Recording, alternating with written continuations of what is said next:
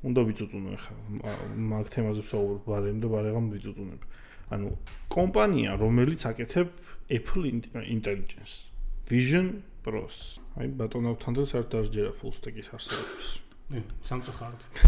ანუ ხო. მე ხვდები დაახლოებით ჩვენ რატო ჯერ ალბათ ვფიქრობ, რომ შეუძლებელია რომ ფრონტი და ბექი ორივე იდეალურად იცოდე. ცხადია. ნუ მარტივეს დონეზე თუ ეკითხავთ, კი, ეგ არის. 1500 კაცია კომპანია ტესტერი არის. ტესტერი არ ყავს. ტესტერებს, დეველოპერის გატესტილებით არის. ესე ვაკეთებთ რომ ეს რაღაც არის, რომ PR-ი 1500 დეველოპერი. არა. თვითონ 1500 ადამიანი ჩართული. დეველოპერი რამდენი?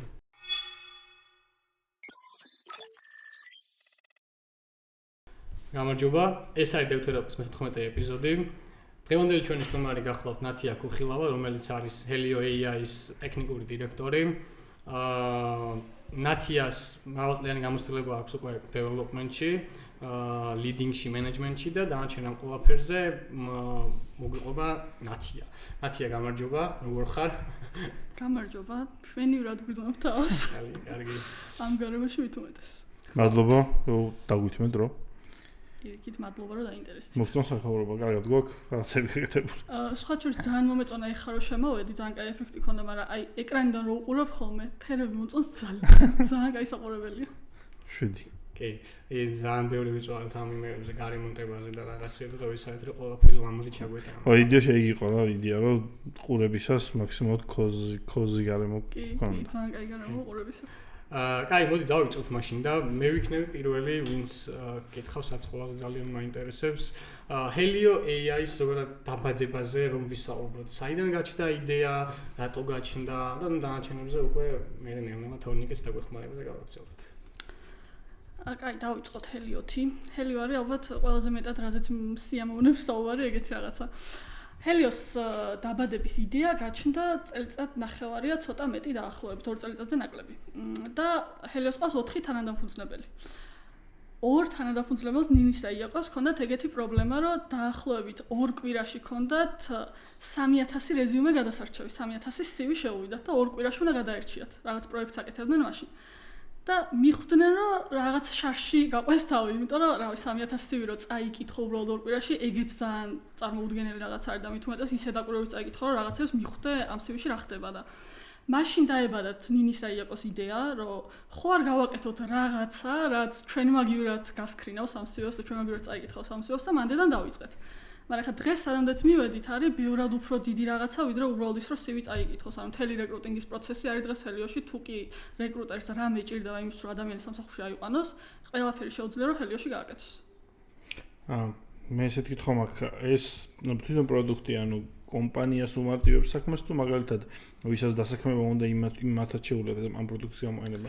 თუ მხოლოდ კომპანიებისთვის ამარტივებს რაღაც საქმეს. ხო, ეს Helio არის რეკრუტერებისთვის თული, კომპანიისთვის შექმნილი თული არის, რომ რეკრუტერმა მანუალურ რაღაცებზე რომ ბევრი დრო არ ხარჯოს. აი თუნდაც მაგალითად იმაში რომ 3000 CV წაიკითხოს და სახელი, გვარი და ნომერი ამოწეროს, რომ მე ამ ხალხს დაურეკოს, ან რაღაც ფიდბექ იმეილები დაუგზავნოს 200 ადამიანს და ეგ რო ხელით არ გააკეთოს, აი ეგეთი რაღაცებისთვის არის შექმნილი Helio. ოკეი, მაშინ აგვიხსენი აი უბრალოდ ერთი flow რო აგვიხსნა, მაგალითად აი რეკრუტერი ვარ. და 3000 CV შემოვიდა. Helio რას აკეთებს ამ შემთხვევაში ჩემთვის პროდუქტი. ოკეი, მოდი ცოტა უფრო უკნიდან დავიწყებ, იმიტომ რომ კიდევ უფრო უკნიდან იწყებს Helio მუშაობას. ანუ პირველი მე ვარ რეკრუტერი პირობითა და ჩემთან მოვიდა, რავი, tech lead-ი და მეუნება რომ Python developer-ი მყავს ასაყვანი და მჭირდება ესეთ ტიპი. მე რეკრუტერი ვარ, პირველი რითი ვიწყებ, წერ რაღაცა ვაკანსიის აღწერას, რომ უნდა გამოვაქვეყნო სადღაცა ეს ვაკანსია. Helio-შივე შეუძლია რომ შექმნას ვაკანსია. რაღაც description-ი გაუწეროს, რა მოთხოვნები აქვს გაუწეროს და ასე შემდეგ. ეს ვაკანსია შეუძლია რომ გააზიაროს პლატფორმებზე, აი Jobs-ში, HR-ში და ასე შემდეგ, რაც გვაქვს საქართველოში, ყველა არის პირდაპირ ინტეგრირებული Helio-ში და პირდაპირ რაღაც მონიშნავ, ვისთან გინდა გაზიარება, Saints დააჭერდა, იგზავნება ყველასთან და ყველგან გამოქვეყნდება პირდაპირ. უნივერსიტეტებთან შეგიძლია გაზიარება და ასე შემდეგ სხვა პლატფორმებთან. და მე რეიწყება CV-ს შემოსვლის ეტაპი. აქამდე როგორც ხდებოდა ეს არის, რომ ჯერ ერთი რომ ამ პლატფორმებს ხელით წერდნენ, რომ აი Jobs-ში მიწერდნენ, რომ გთხოვთ განვითავსოთ ესა და ეს ვაკანსია. CV-ებს მიიღებდნენ მე მეილზე და ხან ეკარგებოდათ რაღაცა CV-ები, ხან გამორჩებოდათ, ხან გადმოწერდნენ და სხვა ფოლდერში ჩაუვარდებოდათ, დაკარგავდნენ და ასე შემდეგ. ეხა Helio-ში პირდაპირ შემოდის ეგ CV-ები მეილის გავლის გარეშე და ეგ CV-ები აღარ იკარგება, პირდაპირ იმ ვაკანსიას დააკლიკავ და ყველა CV გაქვს იქ. მე რაც ხდება არის რომ რეკრუტერმა ნუ გადმოწერა ეს CV-ები ჩაყარა ფოლდერებში, ახლა კითხულობს სათითაოდ ამ CV-ებს რომ აბა ვინ დავიბარო გასაუბრებაზე. აქ შემოდის კიდე ჰელიო რომ რეკრუტერის მაგივრად კითხულობს CV-ებს და დაახლოებით მე ჩავს ანუ ვინ არის უფრო მეტად შესაფერისი ამ კონკრეტული ვაკანსიისთვის რა მოდი ესე ვთქვათ და ტოპში ვინც ჩაგივარდება პირდაპირ შეგიძლია რომ იმათ CV-ები გახსნა შეხედო და იმ ადამიანებს დაურეკო რომ გასაუბრებაზე მოდი ჩემთან პირობითად მაგრამ კომუნიკაციაც შეგიძლია რომ ჰელიოშივე გქონდეს ანუ შეგიძლია რომ ვთქვათ მეილს რო აგზავნი ჰელიოში მონიშნო ეს ტიპები და რაღაც შაბლონები გაქვს შეგიძლია შენი შაბლონით შექმნა ეს შაბლონები გაუგზავნო პირდაპირ ამის მერე რაც არის ვთქვათ ამათი სტატუსების შეცვლა რომ ვისთან რა ეტაპზე ხარ დაიმახსო რომ ნოუთები დაწერო რაღაცა ისტორია გქონდეს ამ კანდიდატს ადრეს სხვა ვაკანსიაზე თუ შეხმიანები ხარ და ასე შემდეგ და რაღაც რამდენიმე რეკრუტერმა იმუშაოს ერთად ძალიან ბევრი რაღაცა არის კიდე მოკლედ აქ ერთი კიდე საამაყო რაც მე ძალიან მომწონს და ეხა ხანს გავუშვით არის AI აგენტი რომელიც აკეთებს ეგეთ რაღაცას რომ ჰელიოში ჩაშენებული არის აგენტი რომელსაც რეკრუტერი მიწევს რომ რაღაც გამიკეთე ეს ვაკანსია და არაფერს აღარ აკლიკავს თვითონ ან პროსტა ამ ერთწინადებას მიწერს და თვითონ ჰელიო ქმნის სისტემაში ვაკანსიას ანუ ექშენებს აკეთებს თვითონ AI აგენტი იმ ტექნოლოგიებს ხარ რომელიც ანტოფირმა და ანონსა ეხა ბოლოს ვებ აგენტები რო შეიქმნა თუ უბრალოდ თქვენ დაარქვით AI აგენტი ფუნქციონალია მართლა არსებულ თულებს ვიყენებთ თქო ჩვენ ანტროპიქს არ ვიყენებთ ჩვენ ვიყენებთ ლანგჩეინი არის ეგეთი მოკლედ თავარი სტარტაპი რა პრინციპში უკვე კომპანია რომელიც ყველაზე მეტად ჩართული არის ამ აგენტების თემაში და ყველაზე ცნობილი გამოყენებადი ფრეიმვორკი ვინც გააკეთა ლანგჩეინის ლანგგრაფით გვაქვს აწყობილი მოკლედ ეგ აგენტი და მართლა ნამდვილ ექშენებს აკეთებს ანუ ეგრე არ არის რომ ჩვენ რაღაცას დავარქვით აგენტი მართლა ნამდვილი აგენტი არის კი ფაქტობრივად გამოდი ეგეთი რაღაცა რომ Helio AI არის AI რაღაც თული რომელიც შეიძლება ითქვას რომ მულტიტენანტური სისტემაა ხო ან ყავთ რაღაცა ტენანტები და ამ ტენანტებს ემსახურებით კი ბატონო ზუსტად ეგრე არის ხო ან ტექნიკურად იდეაში აი ბაზების ამბავში ეგ როგორ ხდება ერთი ბაზა გაქვთ თუ თქვა თითო ბაზა გაქვთ პირობითად ყველა ტენანტზე აი როგორ გაქვთ ეგ ამბავი განაწილებული ანუ ბაზები გვაქვს იდეაში ყველაფერი მოდი ესე ვთქვათ გვაქვს AWS, AWS-ზე გვაქვს ყველაფერი განთავსებული რაღაც deployment-იც AI-ის ძირითადი ნაწილიც hosting-ი აქვს ყველაფერი გვაქვს ბაზები ძვირი არ გიჯდებათ ეგ ამბავი? კი. ხო. მაგრამ მან შემოდის ის ამბავი რომ AWS ვეძახი ბოდიში AWS აქვს. რაც გაგიხარდება ის თუ. AWS აქვს კრედიტების სისტემა განსაკუთრებით სტარტაპებისთვის. და ჰელიოსაც გვაქვს მათ შორის AWS-ის კრედიტები და კრედიტებს ვიყენებთ და შესაბამისად ჯერჯერობით თითქმის არაფერს არ ვიხდით. Overall რო შეხედო ახლა თქვა სხვა cloud სისტემა რო გამოგეყენებინა შეიძლება უფრო იაფი დაგჯდომოდა, მაგრამ თავიდან რატო ირჩევ cloud სისტემას და როგორ ირჩევ კიდე ცალკე საკითხია.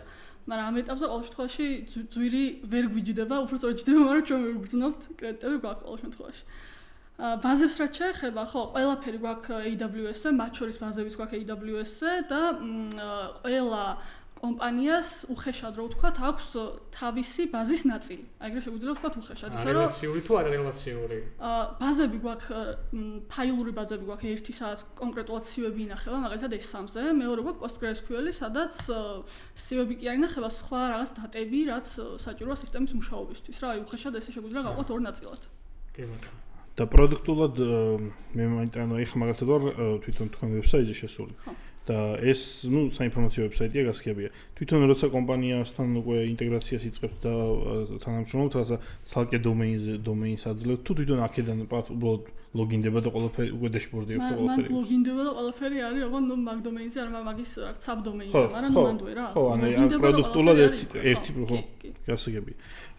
წეგან ჩავინიშნე, კითხომდე შენახსენე თავიდან რომ როცა ვაკანსიას აკეთებსო ჰელიოშიო, ჯობჯიზეო და ცალკე პლატფორმებშიო თავისით იდებაო. ძირითადად ხომ ქართულ კომპანიებში, როცა მაგალითად სტარტაპებს უნდათ ხომ ინტეგრაციები ქართულ არსებულ ტექნიკურ რაღაცებთან, პრობლემა არის ხოლმე ის, რომ ამ მაგალითად ჯობჯის არ ვიცი API აქვს, თუ როგორ ანუ ინტეგრაციის ნაწილი არის ხოლმე ძალიან რთული ქართულ კომპანიებთან. იმიტომ რომ წინასწარ არ აქვს ხოლმე მაგაზე ნაფიქრი, გამზადებული თქვენ როგორ აკეთებთ ინტეგრაციას თუ საიდუმლო არ არის. ხო, ალბათ არ არის საიდუმლო ინტეგრაციებზე ეს ახლა API გამზადებული რო გითხრა არავის არ აქვს, მათ შორის არც დასაქმების პლატფორმებს და ამიტომ ახლა ჩვენ რომ მოგვეთხოვა რაღაცა 20 ქართული დასაქმების საიტისთვის რომ ახლა API გამოდგით, იმიტომ რომ ჩვენ დაგიერთდეთ სიგიჟე იქნებოდა, ამიტომ მივყევით იმას, აქამდე როგორც აკეთებდნენ, ის შემოვიტანეთ ჰელიოში. და ავტომატიზებდა. არა, აქამდე ხდებოდა რომ HR-ი, რეკრუტერი წერდა, რაც შედიოდა Gmail-ზე და ჩვეულებრივ მეილს უგზავნიდა ჯობსჭის.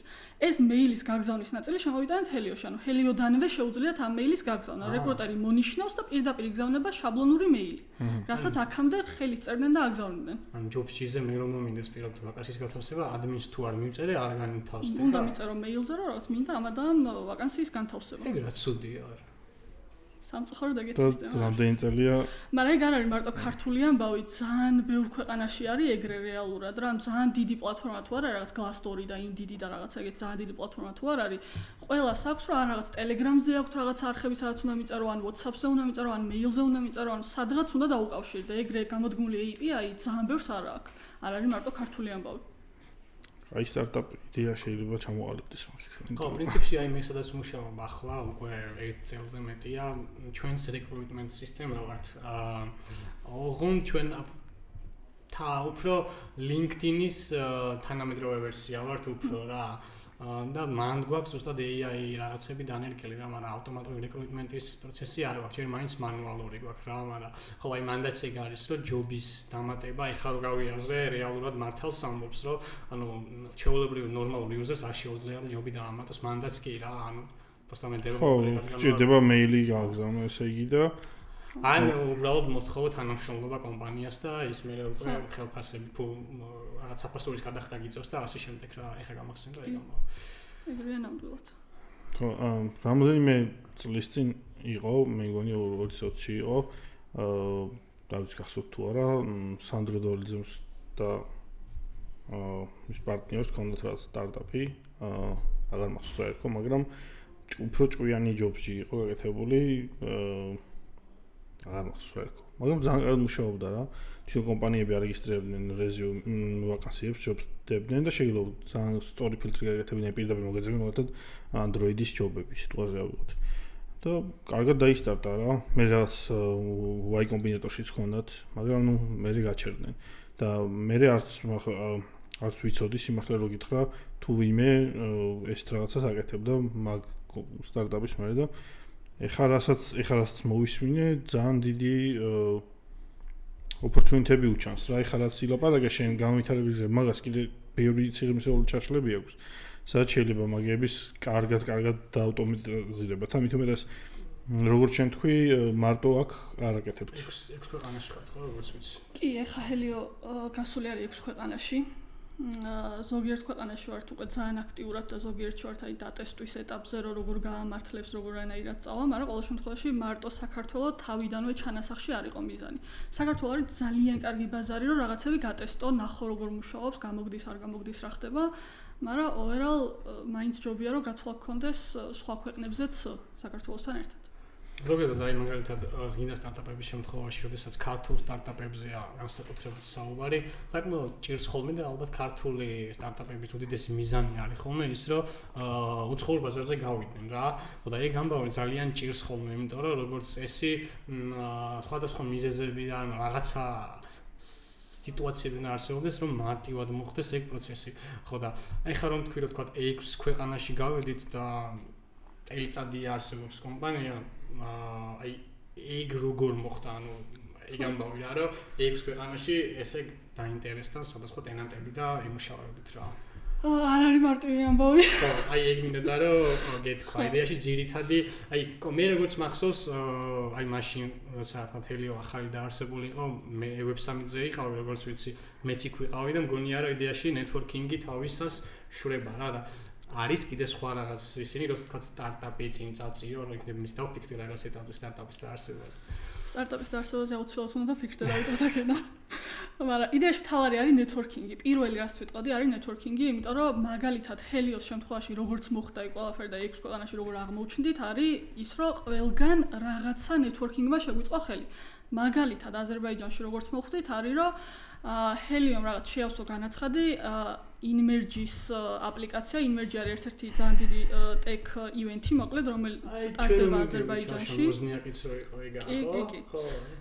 და Inmerge-ში იყო რაღაც startup competition-ი და Helio-მ მოიგო ეგ competition-ი შარშან რამდენიმე თვის წინ, მოკლედ Inmerge-ის გამარჯვებული გავხდით. და ეს ინმერჯი არის იმდენად სახელგანთქმული ივენთი აზერბაიჯანში, რომ გავარდა რო თქვა, აი ჰელიომ მოიგო, რომ დაინტერესდა ხალხი, აბა ეხა ჰელიომ რა გააკეთა.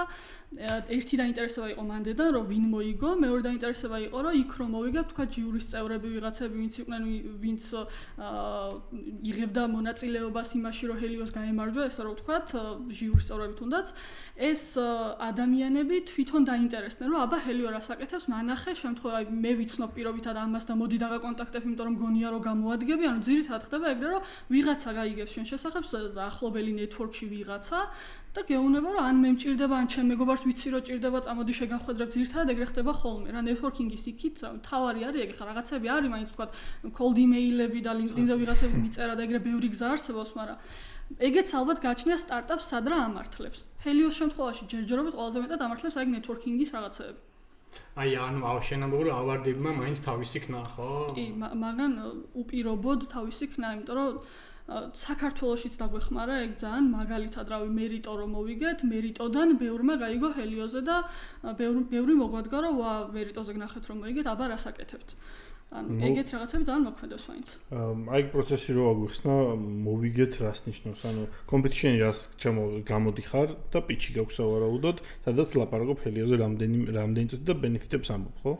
ну რამდენიმენაირი არსებობს ჰელიოსაც მონაწილეობა მიუღია არის რამდენიმე ერთი არის ახლა ეგ შენ რაც მოყავი რომ რაღაც pitch competition-ი არის pitch-ი არის როცა შენი სტარტაპის key რაღაცებს ყვები 3 წუთში პირობითად რაღაც არსებობს elevator pitch-ი სადაც ყვები 30 წამში top რაღაცებს შენ სტარტაპს ერთი ტიპის კონკურსები არის აი ეგ რომ pitch competition-ები არის და ყველა სტარტაპს აქვს რაღაც 3 წუთი ან 5 წუთი და თავის სტარტაპზე უნდა მოყვეს რაღაცეები და არის ჟიური რომელიც აფასებს სტარტაპებს მეორე შეიძლება იყოს რომ უბრალოდ რაღაც აპლიკაციებს ავსებ პირობითად რაღაც აპლიკაცია არის მერიტო იყო მაგალითად ეგეთი რომ რაღაც აპლიკაციას ავსებ ჰელიო პროდუქტების შეჯიბრია მოკლედ და ჰელიომ შეავსო ეს აპლიკაცია თავის პროდუქტთან დაკავშირებით და ჟიურიმ პროდუქტები შეადარა ერთმანეთს რომელი პროდუქტი იყო ყველაზე valuable მოდი ასე ვთქვა შეიძლება იყოს რაღაცა ეხა მოვიგეთ მაგალითად customer experience ჯილდო, სადაც ჰელიო მოიგო რაღაც წლის საუკეთესო გამოცდილება კლიენტისთვის ეგეთი ჯილდო. მანდაც რაღაც შევავსეთ და ჟიური მარჩია. ნუ არსებობს რამდენიმე სხვადასხვა ტიპის მოკლედ რა. ძალიან მაგარია. მოდი ცოტა ტექნიკურ რაღაცებს გადავიდეთ.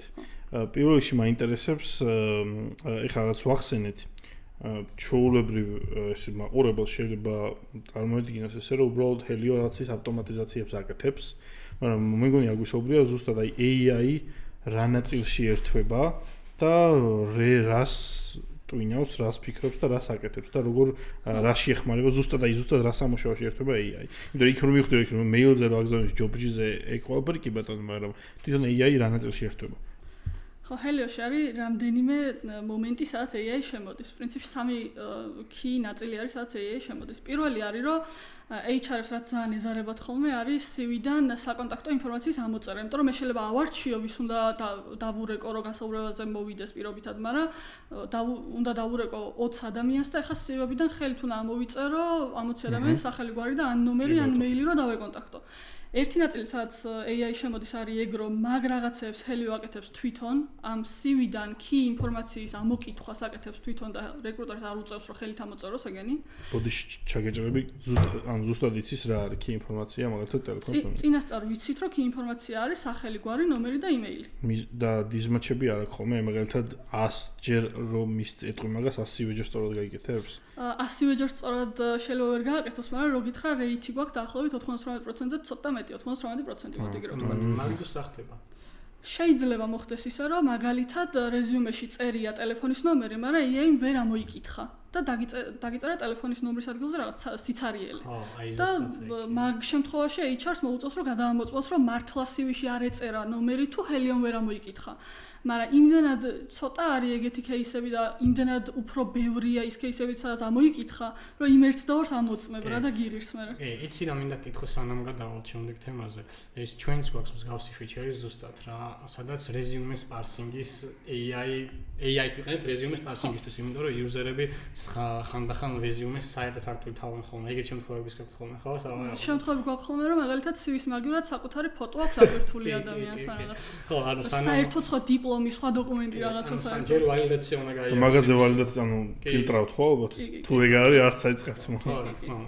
ხო და ჩვენ გვაქვს ეგეთი რაღაცა გაკეთებული რა, რომ თუ კი ვთქვათ რაღაცა ტელეფონი. ბოდიში როგორ ხვდებით ისა რაღაცა ტექნიკური დავალება თუ რეზიუმე. ან დოკუმენტია მაგალითად PDF-ის. მოვიდა PDF-ს, აიდან ხვდებით დავი ტექნიკური დავალება მიწერია თუ რეზიუმეა, CV-რო. რაღაც ფილდები გვაქვს, რომელიც უნდა იმას აკნოს რა, ამოიკითხოს და მაგისთვის ვიყენებთ libraries. ის აკეთებს მაგის ვალიდაციას, რომ ეს არის CV. თუ ეს არის CV, მაშინ მე დაიწყე extraction-ი რა. მაგ კიდე რაღაცები არის, რომ შეიძლება CV იყოს და ძალადობა და რაღაც მსგავსი ისინი ტერმინები თუ უწერია ტიპს სიტყვები ხო? იმეებს უშლით მოკლედ რა, რომ რაღაც არარელევანტური რაღაცები არ ამოიღოს რა. ხო და ეგეთი ის ჩვენს გვაქვს გაკეთებულია, რომ რაღაცები რაც როცა ვთქვათ რაღაცის parsing-ი არ ხდება, რაღაცა default string-ი დავაბრუნებინოთ რა, რომ ნომერი არ არის, not found-ი ან რაღაცებს მაგდაგვარი რა, მაგით ვაკეთებთ მაგის ვალიდაციას. ეხლა მაინტერესებს თვითონ staffing-ი როგორ ხართ, რამდენი ხართ და რამდენად რამდენად დაიწყეთ, ჯერ აქედან დავიწყოთ, მე scale-up-ი რო გააკეთეთ, თუ გაგიჭირდათ scale-up-ი და რატო გაგიჭირდათ, როგორ მოვაგვარეთ ეგ რაღაცეები და მომავალში რას ფიქრობთ კიდე, როგორ ფიქრობთ კიდე, გაზდას თუ ფიქრობთ და ასე შემდეგ. ჰელიო დავიწყეთ 4 ადამიანმა, ვინც ვართ თანადამფუძნებლები. ჩვენ ვიყავით, მე ვიყავი ტექნიკურ ნაწილში, იაკო იყო ჩვენი CEO, ნინი იყო ჩვენი ოპერაციული დირექტორი და სულხანი იყო ჩვენი CPO, რომელიც პროდუქტზე არის ორიენტირებული. დავიწყეთ 4 ადამიანმა, მოკლედ ცარიელი იდეით და მეტი არაფრით. ეხლა ვართ full time 7 ადამიანი და 4-5 ადამიანი გვეხმარება part-time, მოდი ესე ვთქვათ. და ამ 4-დან 12-ზე როგორ ავედით, იყო რომ მივხვდით, რომ რაღაც ეტაპზე უბრალოდ ვერაფერს ვეღარ ვუმკლავდებოდით, იმდენი საქმე იყო, რომ ვერაფერს ვეღარ ვასწრებდით და გავგიჟდით. მივხვდით, რომ რაღაც ადგილებში დახმარება გვჭირდება. ტექნაწილს რაც შეეხება, თავიდან დავიწყე მარტო მე შემოგვიერთდა ერთი ადამიანი, რომელიც დღემდე მოყვება და არის ყველაფერი, რაღაც tech lead-ი, DevOps-ი, security, თუ კი რამე დაგჭირდება ყველაფერი არის ის. და მე შემოგვიერთდა კიდე 2 ადამიანი web-ის ნაწილში, full stack-ები, რომლებიც ასევე დღემდე ჩვენთან არიან და რაღაც 4 ადამიანი არის, ვინც დღეს უშუალოდ ქართველებს საუბარი, ხო? კი, ყველა არის ქართველი, tech-შიც და არა tech-შიც, ყველა ვართ ქართველები. კოდს წერს უშუალოდ 4 ადამიანი ეხა. მომავალში აუცილებლად ვაპირებთ გაზრდას, იმიტომ რომ უკვე იმდენ რაღაცას ვერ ვასწრებთ და იმდენ რაღაც კეთება გვინდა, რომ ხვდებით, რომ გაზრდა გვჭირდება. მანდ ისცა რომ, გააჩნია ალბათ ტემპს, რა ტემპით გინდა რომ წახვიდე. შეიძლება იდეა გქონდეს იმდენი, რომ რავი რა გითხრა, მაგრამ არ არის თქვათ რაღაცები პრიორიტეტული, რომ მალე გააკეთო, მაგრამ როცა უკვე რაღაცები კლიენტებისგანაც მოდის, რომ აი ეს გვჭირდება სასწრაფოდ და ეს გვინდა რომ მალე დაგვიმატოთ. ახლა ჰელიოში როგორც მივყვებით, არის რომ 2 კვირიანი სპრინტები გვაქვს, 2 კვირაში ერთხელ გადის განახლება და მათ შორის ყველაზე პრიორიტეტული და მნიშვნელოვანი არის რა უნდათ კლიენტებს. რაღაც ეტაპზე ხვდები, რომ თითქმის ძლივს აუდიხარ უკვე ამ კლიენტების მოთხოვნებს. ხო, აი, ქვეყანას და ამდენ ტემას ეგრე მარტივად 10 კაცით ვერ მოერევი რა, ხო. ეგ ამბავია მთავარი, ხო, და რაღაც ეტაპზე ხვდები, რომ კი გაზრდა კიდე გჭირდება. ხო და ნახე, აი დეველოპერები რო ახსენე და ტექნიკური ნაწილი რა. თუ გავითვალისწინებთ ასევე იმას, რომ როგორც ხვდები, ყველა გაპარსული რეზიუმე სტვის კომპანია იხდის, ხო? საფასური ხო ხდება ეგ ფაქტობრივად ეგრე გამოდის. development-ის გარემო გააქვთ, ან როგორ ხდება მაგის ის რა, რომ თქვა ყველაფერი ხო production-ზე არის ტესტება. ანუ development-ის გარემოს ჭრილში როგორ გაქვთ ეგ გამართული? ანუ რაღაცა cost cut-ებს აკეთებთ, რომ რაღაცები გამოვტოვოთ, თქვა, იმიტომ რომ არ ჭირდება და ასე შემდეგ. აი გამოვტოვოთ ნაკლებად, მაგრამ ყველაზე მარტივად რო გითხრა, ხო, რა თავისთავად ახლა production-ის გარემო ცალკეა, სატესტო გარემო ცალკეა თავისთავად, მაგრამ აი ყველაზე ისეთი მარტივი მაგალითი რო გითხრა, პირობითად რაღაცა production-ზე თუ არის უფრო ძლიერ სერვერზე გაშვებული, სატესტოზე მთლად ეგეთ ძლიერს არ ვიყენებთ, იმიტომ რომ იყოს უფრო იაფი. აი ეგეთი რაღაცები გვაქვს, მაგრამ რამე სტეპებს რო გადავახტეთ, გამოვტოვოთ ნაკლებად. უფრო მაგაზე გვაქვს დაზოგვა, რომ რაღაცები მოდი ჩვენ გავიჭიროთ development-ში იყოს ცოტანელი არაუშავს. კი, ხო, development იმას თუ basic რაღაცა subscription-ია, იმას აი AI მოდელი შეიძლება პირობითად ცოტა უფრო ბანძი გამოვიყენოთ სატესტოზე, ვიდრე ვიყენოთ production-ზე, რომელიც რაღაცა გასაშვებად უფრო იაფია და ასე შემდეგ რაღაცა ეგეთები. კი ბატონო. ტექსტი როგორ არჩიეთ? რამე უბრალოდ შენ რაშიც იყავი კომფორტული პირდაპირ ეგრე წახვედი თუ რაღაცა პირობებით. აი, ვცდილობდი რომ გამეთვალისწინებინა ყველაზე მეტად ის ამბავი, რომ თავიდანვე ცხადი იყო, რა ხა მარტო მე არ ვიქნებოდი და მე ირაკლის რო შემოგვერთა, ხა მარტო მე და ირაკლი არ ვიქნებოდი, თავიდანვე ძალიან გასაგები იყო. ამიტომ ვცდილობდი რომ ცოტა ის რაღაც ამერჩია, რაც მე ბაზარზეც ისეთი იქნებოდა, რომ ხალხი შედარებით მარტივად გვეპოვა მაგ სტექსზე, მაგრამ საბოლოოდ მაინც გადაწონა იმან, რომ რაშიც მე და ირაკლი ვიყავით კომფორტულად, იმიტომ რომ სტარტაპს რო იწყებ თავიდან, არ გაქვს მაგისი ფუფუნება, რომ სხვა ბევრ რამეზე კიდე იფიქრო. ყველაზე პრიორიტეტული არის, რომ რაც შეიძლება მალე MVP უნდა გააკეთო, რომ გაუშვა რაღაცა მაინც.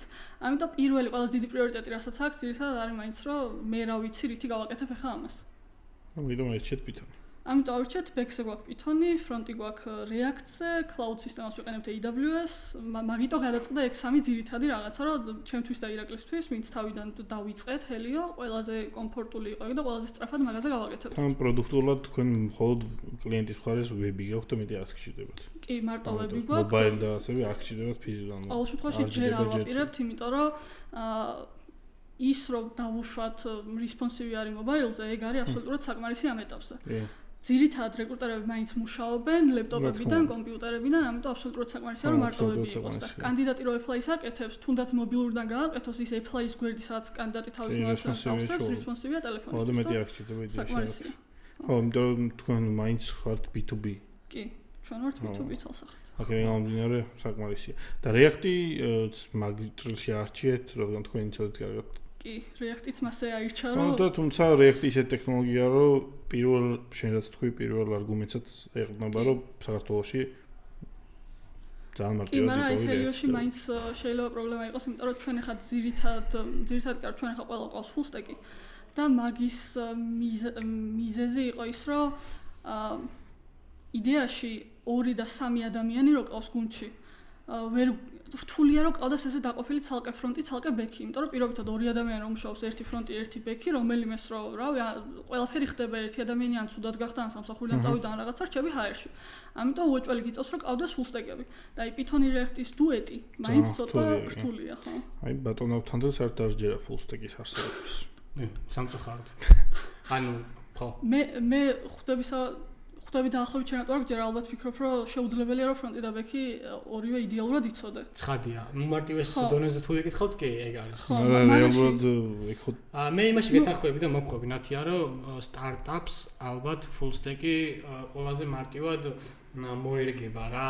მაგრამ რაღაც ეტაპზე, ვინაიდან შენ მაინც იმას ამბობ, რომ ეს კომპანია უნდა გაიზარდოს და როგორც ხვდები ეხლა იწყება რეალური ზრდა და ასე შემდეგ, მაინც მგონია, რომ ფრონტის ალკე, ბექის ალკე უფრო მომგებიანი იქნება long term-ში რა. მაგრამ თქვენ რო კონდეთ მაგალითად Python-ის მაგერად JavaScript-ი, TypeScript-ი back-ში, მაშინ full stack-ი პირიქით ძალიან მარტივი იქნება და ჩემი real full stack-ი თუ არსებობს, ალბათ ეგ დეფინიცია მაგას ქვია, რომ ყველაფერს ერთენაში აკეთებ იქითაც და აქითაც და ეგ უფრო რეალურია, ვიდრე შენ ალბათ მაგას იმიტომ ამჯერაო, რომ რაღაც შეუძლებელად მიგაშინა, რომ ორ სხვადასხვა ტექნოლოგიაში ძალიან სიმსავალ ცოდნა გქონდეს. მაგრამ რეალურად თუ იყენებ Node-ს ან Deno-ს, აი, უკვე ერთ ტექნოლოგიას დადიხარ. უბრალოდ ეკოსისტემას სწავლობ სხვადასხვას. და დასაწყის ეტაპზე მგონია, რომ შეთავსებადია და საკმარისია, მაგრამ ეგ საკმარისიას ცნება, როდესაც არსებობს, რაღაც ეტაპზე საკმარისი აღარ იქნება უკვე. აი მან ვიტყოდი იმას, რომ რაღაც ეტაპზე მეც ხვდები, რომ Helio-ში აუცილებლად მოგვიწევს მაგის დაყოფა, მაგრამ თავიდანვე რომ ეგრე დაყოფილი ქონდეს, შეუძლებელია სტარტაპში. აი ეგ არის ერთ-ერთი პოინტი რა, თორე თავისთავად ორი აზრი არ არის მანდ, რომ რაღაც ეტაპზე აუცილებლად აღჭირდება გაყოფა. გონია ხართ, რატო არის ეგ პრობლემა?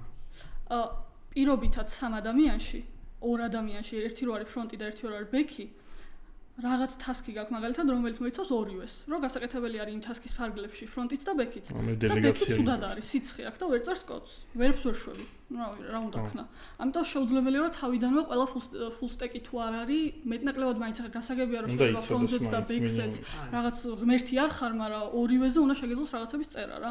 მაგრამ სტარტაპის აი მაგ stage-ს რო გადალახავ და უკვე რომ შეგიძლია რამდენიმე ადამიანი ყავდეს, მერე უკვე ძალიან რეალურია რომ ხო, ჯობია რომ გაყო.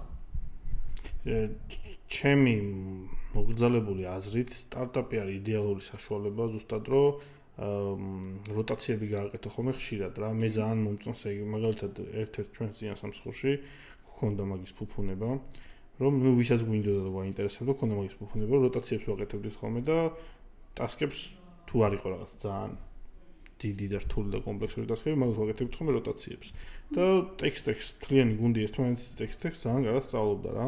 ბექი გააკეთებდა iOS features, iOS ინჟინერი გააკეთებდა ბექის features და Go-ზე დაწერდა რაღაცას და ერთმანეთის ტექსტს სწავლობდნენ. რა თქმა უნდა, რაც შენ თქვი რომ რაღაცა ღმერთი ვერ გახდები, მაგრამ საბოლოო ჯამში გაძლევს იმ სურათს, რომ რაღაც რომ მოხდეს, მინიმალ ელემენტარული მაინც გეცვენება იქ როგორ ხდება და რა ხდება და ჩემი სტარტაპი ზუსტად ისეთი გარე, რომელსაც ყველაფერი მან ეგ დონეზე უნდა იცოდეს. მithumetes რომ ძალიან DevOps-ი არ გყავთ და ყველაფერს რაღაც ერთიან დაგეთებთ.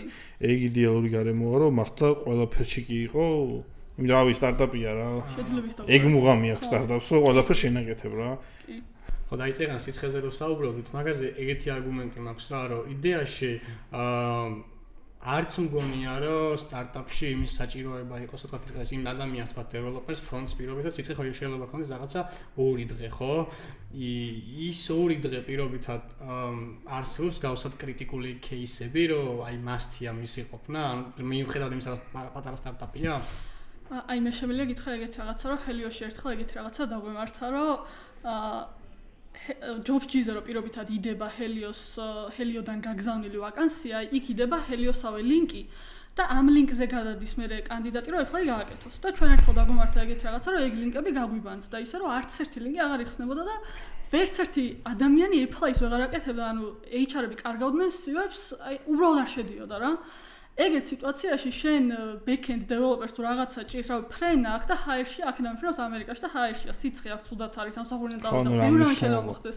ანუ ეგეთ სიტუაციაში უბრალოდ Helio დაწვა და ვეღარ დგება. რა ქენით მაგ დროს? გავასწორეთ მაშინ ახლა ყავდა შესაბამისი პიროვნება და გავასწორეთ, მაგრამ ყოველ შემთხვევაში თუ არ ყავს ეგეთი ტიპი, მაგიტო ეგეთ кейსები შეიძლება რომ დადგეს. ეგ არის რომ ყოველ დღე დგება, მაგრამ აი Helio-ში მაგალითად წელიწად ნახევარში ერთხელ დაგვემართა, მაგრამ იმ ერთხელ ჩვენ ის full stack-ი არ ყავდა, ვინც მაგას გაასწორებდა, შეიძლება პირობითად front-end-ს დაჭირებოდა 3 დღე, ან მე დამჭირებოდა 3 დღე, რომ ეგ რაღაცა გავესწორებინა და ახლა კლიენტები რო ყავს პირობითად რაღაც დიდი ბრენდი, რო არის შენი კლიენტი, იმას ვერ ეტყვი, რომ ახლა მე ჩემს back-end სიცხე აქვს და შენ 3 დღე დამელოდე, როდის გაგისწორებ. მეც მაგანაწილს ვეთანხმები ჩემი აზრით, მithumetes და ზოგადად მე ვინც მიცნობს, მეც ძალიან ეგრე უდგები, რომ რაც შეიძლება გენერალისტი უნდა იყო და მეც ეგრე ვიზავდი, რომ თუ სტარტაპი მაქვს, ისეთ ხალხს ავიყვანი მithumetes თავიდან, რომ მინიმუმ ყველაფერი ასე თუ ისე იცის, მაგრამ მესმის ხო თქვენთან ძალიან ისა Python და ის უნდა მოარგო, მაგრამ არა უშავს, მაინც მინიმუმ ისეთ ხალხს აიყვან, რომ იქ ისწავლიან და შიგნით თვითონ პროცესის სწავლენ შეიძლება ძალიან არ ღეჭავდეს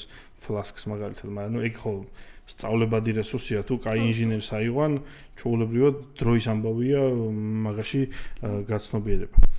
კაი, შემდეგი ნაწილზეც რო გადავიდეთ, მეგობრებიც ვიცი, შენ საგამომცემლო სისტემაშიც რაღაცებს აკეთებ და მარტო სტარტაპშიც არ ხარ. მოგვიყვები მაგ ნაწილში რას აკეთებ და მაგის მიხედვით მე დაგისმენ რამდენიმე კითხვას.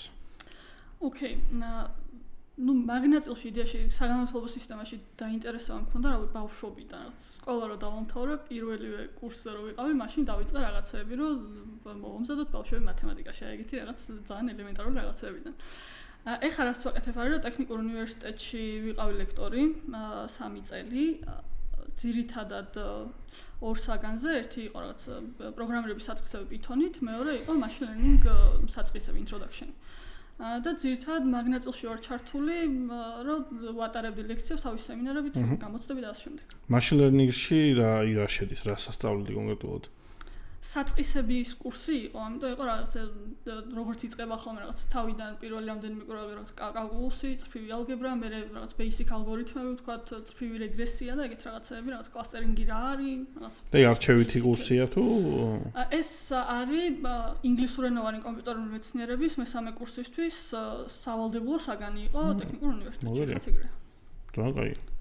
და ისე თუ გიფიქრია, რომ მაგ საკითხში როგორ ფიქრობ საერთოდ საქართველოში როგორ ვართ, ან თვითონ საგამომცემლო კარგად მივდივართ, სწორ რაღაცებს ვასწავლეთ ადამიანებს თუ არ? მაინც კაი რაღაცებს ვერ ვიტყვი ახლა.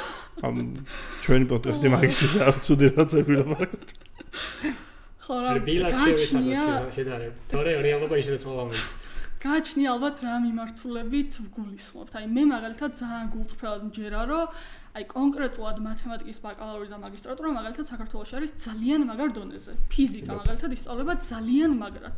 მაგრამ ვერ ვიტყვი, რომ მაგალითად AI-ზე არის იგივე სიტუაცია, იმიტომ რომ პროგრამირების მიმართულებით, AI-ის მიმართულებით მე თავისუფალი უნივერსიტეტი მაქვს დამთავრებული და ვიღაცამ შეიძლება მიკერძოებას ჩამითვალოს, მაგრამ მგონია, რომ თავისუფალთან მაინდა-მაინც ახლოს არც ერთი სხვა უნივერსიტეტი არ არის. თუნდაც იმიტომ, რომ ელემენტარული ლექტორების ნაკლებობა არის, მაგალითად ჩვენ ქვეყანაში ვიღაცამ შეიძლება ძალიან მაგრად იცის AI, მაგრამ არ უნდა რომ უნივერსიტეტში ასწავლოს პირობითად. ბევრი მიზეზი შეიძლება იყოს მაგისი, მაგრამ რავი, თუნდაც ფინანსური ამბების გამო და კიდევ ბევრი სხვა რაღაცის გამო. და იმდენად პატარა ბაზარი ვართ და იმდენად ბევრი უნივერსიტეტი და სასწავლებელი არსებობს, რომ ყველგან რომ ძალიან კვალიფიციური ტექ პროფესიონალები იყვნენ ლექტორები, ფიზიკურად შეუძლებელი არის. ამიტომ ეგ არის ალბათ თავარი პრობლემა, რომ განათლების სისტემაში რაღაცებში ცოტა მოვიკეთოთ. მეც დაგეთანხმები თავისუფალ უნივერსიტეტთან დაკავშირებით, იმიტომ რომ მე არ მახსოვს თავისუფალი უნივერსიტეტიდან აგვიყვანა ჯუნიორები ან სტაჟიორები ან ინტერნები და ნუ ტიპები რაღაც სამთოში თითქმის მიდლის საქმეს არ აკეთე, ანუ ბოლოს მქონდა ეგეთი ან თავისუფალად მოვიდნენ ბავშვები და რავი, ანუ სამთოში ისეთ ხოძზე იყვნენ, რომ არ ვიცი, ანუ და ეგ შეუძლებელია ალბათ. და მაგის ალბათ თავარი ის არის, რომ თავისუფალი ყოველთვის რთულ, ანუ მარტივი არ არის მან მოხვედრა. გადაფილტრო კარგად ხდება. კი. და მე შეგინითაც ისეთ საკითხებს ასწავლიან, რომ მანდაც არის მარტივი, რომ ბოლომდე გაიყვანო ეგეთ რაღაცები. აი მე მაგალითად თავისუფალში სწავლის პერიოდში გავლილი მაქვს პროგრამირების კურსები, რომელიც არის ერთ-ერთი იგივე, რასაც სტენფორდში და MIT-ში ასწავლიან. ეგ უნდა მithქვი ახლა. ამიტომ ხო რავი, დიდი განსხვავება არ არის იმ კურსებთან, რასაც იქ ასწავლიან და თუ ამბობთ რაღაც სტენფორდი, MIT არის ტოპ უნივერსიტეტი მსოფლიოში. თავისუფალიც გაძლევს იგივე განათლებას, თუ შენ ფეხს აუწყობ. თან ნამდვილი CS, ანუ ბასალიმია low level-დან იწყებენ, როგორც ვიცი, ოპერაციულ სისტემას. ასემბლერის კურსი, მაგალითად, ასემბლერზე მაქვს კოდი ნაწერი და მე C-ზე მაქვს კოდი ნაწერი, რავი. პირველად C-ზე რო დავიწყე წერა, მეგონა რომ ვაუ, ეს რა არის, ამაზე უნდა გავაგრძელო და მე რომ ნახე Python და რაღაცები, მე ისინი უფრო მომეწონა, მაგრამ ხო, ანუ ძალიან ფუნდამენტალები შეგიქმნა, რაც თავარია. ეგ ძალიან ბეისიკებიდან იწყება, მათ შორის არა მარტო პროგრამირების ენები, ანუ თუნდაც აი ის მათემატიკის ნაწილი, რაც მე მაინც ვიტყვი, რომ ჭირდება პროგრამირებას. იმდანად ბეისიკებიდან იწყება და იმდანად ძლიერი ფუნდამენტი გაქვს, რომ მე რაღაცა ელემენტარულების სწავლა, რაღაცა მეთოდი, რას აკეთებს და როგორ დაწერო მარტივად, ну ძალიან. და Python-ი და C გასაგებია, მაგრამ Wandio-ში .NET-ზე როგორ მოხდი, ანუ აი ეგ ამიხსენე. რა გინდა .NET-ს? Wandio-ში ჩემი მოხვედრა იყო ცოტა კურიოზული. იდეაში მე სანამ Wandio-ში მოვხდებოდი, მაშინ ეგეთი რაღაცა მოხდა, რომ მე მუშაობდი BDO-ში მაშინ. BDO იყო რაღაც ქართული კომპანია, რომელსაც ყავდა SAP-ზე მომუშავე თიმი, რომელიც SAP-ი იწერებოდა .NET-ზე რა. და მაშინ Wandio-მ შემოიერთა ის SAP-ის თიმი, იყიდა ის თიმი. და Wandio-ში მოხვდი ეგრე. BDO-ში რატომ მოხვდი .NET-ზე, ეგ ცოტა სასაცილო ისტორია არის. მე ძალიან მიყვარდა ჰაკათონები, გიჟდებოდი ჰაკათონებში მონაწილეობაზე. მე პრინციპში მაგ მომენტებში მივხვდი მე რომ სტარტაპები მომწონს, იმიტომ რომ რაღაც ჰაკათონის გარემოს გავს და ერთ-ერთ ჰაკათონში მონაწილეობას როცა ვიღებდი, იქ იყვნენ მოსულები BDO-დან, რაღაც tech lead-ი და რაღაც ისეთი ხალხი და უბრალოდ ელაპარაკებოდნენ სტარტაპებს და რაღაც ჩემს teams რომ ელაპარაკებოდნენ, გითხრას რომ გასაუბრებაზე ხო არ მოხვიდოდით, რაღაცა ხალხს ვეძებთ ინტერნებს. ძალიან რანდომად მივიდეთ მაშინ გასაუბრებაზე, რომ რავი რატო არ მივიდეთ. და ეგ გასაუბრება გავიარეთ და აგვიყვანეს. და C# ნასწავლი ქონა თუ ის ისწავლე? C# ნასწავლი არ მქონდა, მაგრამ ცუდ რამეს ვიტყვი და Java-ზე მქონდა ცოტა ნაწერი და ნუ ოდნავ რაღაცეები რომ გავს, ეხლა ნუ გამომადგა რა, ეგ ამბავი იყო, თორე C# მანდ ვისწავლე მე რა. საკმაოდ გავს. სინტაქსურად მაინც. ხო, სინტაქსურად ძალიან. მაგაზე გამახსენდა ერთ ძალიან კურიოზული რაღაცა. უნივერსიტეტი რო თქვი და რაღაც სახელმწიფოს რა თქმა უნდა არ დავასახელებ, მაგრამ ერთი რავი უკვე 8 წელი გავიდა უნივერსიტეტში რო ვიყავი რა და ერთ-ერთი ლექტორი იყო ეგეთი რა, რომ როგორ იყო იცი ჯერ გადიოდი C++-ის კურს TSU-ში რა და მე რაღაც ერთ სემესტრს მერე გიწევდა JavaScript-ის კურსი რა. და ლექტორმა როგორ აგვიხსნა იცი JavaScript-ი? C++-ი ხო იცითო? კიო, ხო და აბა რა გინდათო ესეც იცით. აი ეს იყო ქართული განათლების. ამაზე ვაპარაკობდი ცოტა ხნის წინ. არ დავასახელებ, просто იქნა ეგ, მაგრამ ეგეთი რა როგორ შეიძლება დამწყებ ადამიანს უთხრა რა. იცი ძმა უკვე შენ JavaScript ადრესია შექმნილი და ხო. ოკეი.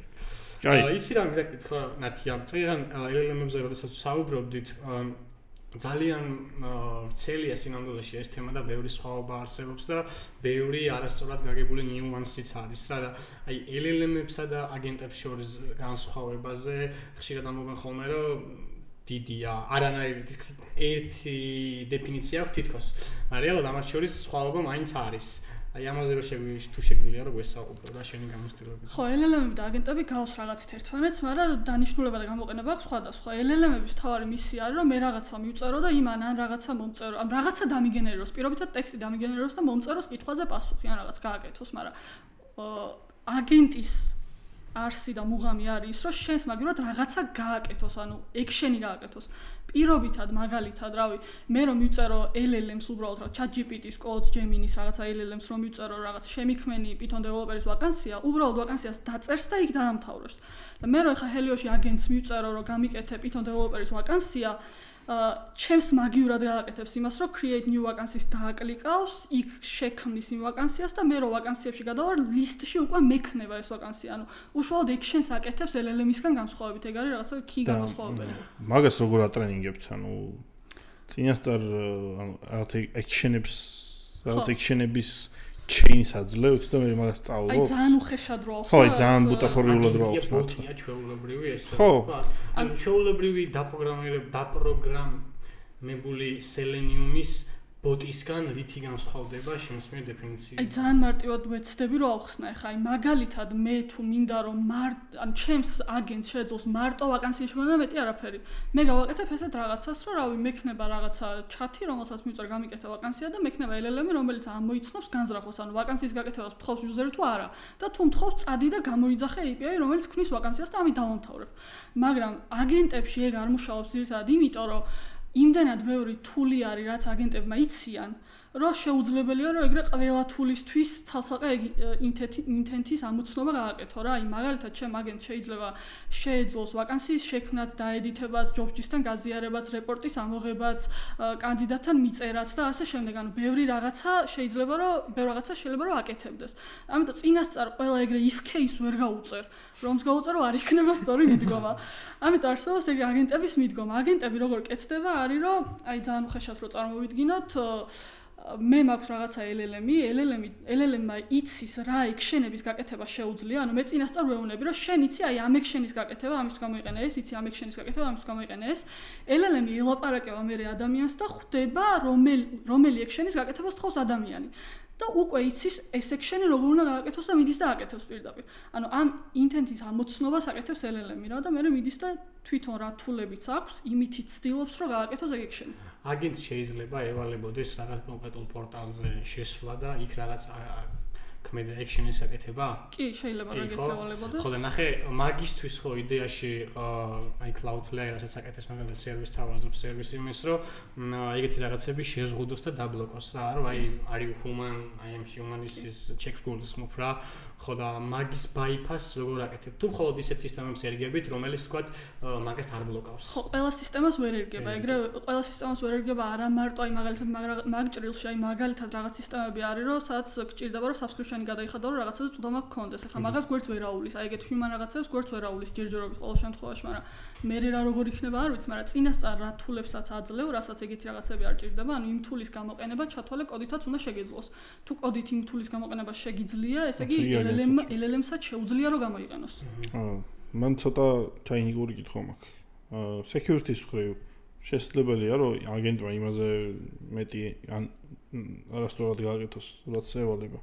კი, შეიძლება რომ არასწორად გააკეთოს, რავი, პირობითად მე ვეუბნები რომ რაღაც გამიკეთე research-ი LLM-ებზე რაღაცაზე გამიკეთე research-ი და შეიძლება უშუალო რაღაცაზე გამიკეთო. თეორიულად შეიძლება რომ ეგეთ რაღაცა მოხდეს. ანუ მე ხომ იქ შეცდომოდიდად აი შეიძლება უთხრა ვაკანსია გამიკეთე და სხვა ვაკანსია წამიშალოს. თეორიულად შეიძლება რომ მოხდეს ეგეთი რაღაცა, მაგრამ არ ხდება ძირითადად. საკმარისად ჭკვიანები არიან. ეს კოსმოსური ოდისეა რო ფილმი 9,000 რწყობიდან გამოვა და თავის ეკიპაჟის წევრებს დახოცავს. ეგეც ხო ეგ არის. TikTok-ზე შემოხდა ამასთან ესეთი ვიდეო რომ იცოდითო რომ ChatGPT-ო ჯერჯერობითო ინტერნეტთანო შეერთებული არ არისო მის შემქმნელებს ეშინიათო რადგან რომ შეაერთონო შეიძლება მან ისწავლოსო როგორ გამრავლდეს აი ხეცები და ხაც ხონა 8000 ლაიქი და რაღაცა 700 კომენტარი რადგან ის არის ძალიან პოპულარული ტრენდულია ზოგადად ეს AI-ის თემა რა. რა მინდა გკითხო, ბოლო პერიოდში რაც ხდება AI-ის სფეროში და სივრცეში, DeepSeek-ის არსებობამ და გამოჩენამ, ამან უფრო რაღაც გლობალური მასშტაბი მიიღო რა, რომ მაგალითად ChatGPT თუ იყო და OpenAI ნომერ პირველი, უკვე DeepSeek-ი კონკურენციას უწევს. Plus ამას ემატება ის, რომ მთავრობები ფაქტობრივად ერთმანეთს AI აგენტის იმაში ებრძვიან, ვინ უფრო მაგარ პროდუქტს დადებს, ამერიკა თუ ჩინეთი. აი ამაზე რას ფიქრობ, როგორ რაღაც ძალიან პოლიტიკური რაღაცას ეკითხები, მაგრამ აი შენი აზრი როგორია, როგორია AI-ის მომავალი და ხო. დავამატებ კიდევ ერთ რამეს, ნუ ყველა თავის LLM-ს აკეთებს, JetBrains თავისი აქვს, Gemini, ასე შემდეგ, მარტო ჩემი Apple მოიგოჭრებს და ჩემს ყველას თავისი აქვს მე მგონი. ამათმაც ვითომ ეს Apple Intelligence-ო, მაგრამ ნუ არ მუშაობს. მაქსიმუმ მესიჯი წამიკითხოს ხოლმე, ამან მოგწერა. იმ დღეს რაღაც უსმენდი, ნაუშნი მიდია და უცებ მელაპარაკება, ამან მოგწერა. როცა რეალურად ეგ ამჭირდება, უფრო სხვა რაც ემჭირდება, ნუ არ მუშაობს. მაგრამ აი ყველაზე მეტად მაინტერესებს ეს ახალი ტრენდი რა შემოვიდა, ძალიან კრინჯობს, მაგრამ vibe coding. ამ vibe coding-ზე ავთოს კითხავს რომ მოჩვენე, vibe coding-ზე რო გითხრა, ფიქრობ თუ არა, რომ ზოგადად რეალისტურია, რომ ვიღაცა დიზაინერი მაგალითად ან პროდუქტის ტიპი დაждდეს და რაღაც გააკეთოს. დავიწყებ Apple Intelligence-ით. მე არ გეთანხმები, რომ ეგეთი ცუდია, ანუ იდეალური არ არის, მაგრამ აი GPT-ის და Apple Intelligence-ის კოლაბორაცია მე მაგალითად ძალიან მომწონს. Mac-ზე გამომიყენებია ეგეთ რაღაცები, მაგალითად რაღაც PDF-ი მაქვს ახსნილი და მიმიწერია, რომ ამისი მოკლე შინაარსი მითხარი და იქვე მეუნება რაღაცებს რა. Series-ზე შეგიძლია რომ მიწერო და იქვე გეუნება რაღაცებს, ანუ GPT-ის და Apple Intelligence-ის კოლაბორაცია არის რაღაცები. ეგ რეალურად Apple Intelligence-ია თუ GPT? კაი, ხაშე. ძალიან არ გავიგოცხე განსხვავება, რა просто Apple Intelligence და არქოს. ეგრეთ შეგვიძლია შევხედოთ. ან მე ყველაზე მეტად Apple Body-ში ჩაგეჭერი კიდევ ერთხელ Apple Intelligence-ის მთელი მე ყველაზე მეტად რატომ ანუ იმედით უყურებდი რომ მე როგორც mobile engineers შემეძლებოდა მაგალითად იმ ვასწავლო ჩემ აპლიკაციაში რაღაცების გაკეთება და ინტენტები მაგალითად დავაგენერი რომ ჯერჯერობით ეგ საშუალება არ გვაქვს. მაგაში გეთანხმები? აი მაგალითად რომ უთხრა რომ გამიკეთე გადარიცხვა ავტოსთან 15 ლარი. და წავიდეს და გადარიცხოს.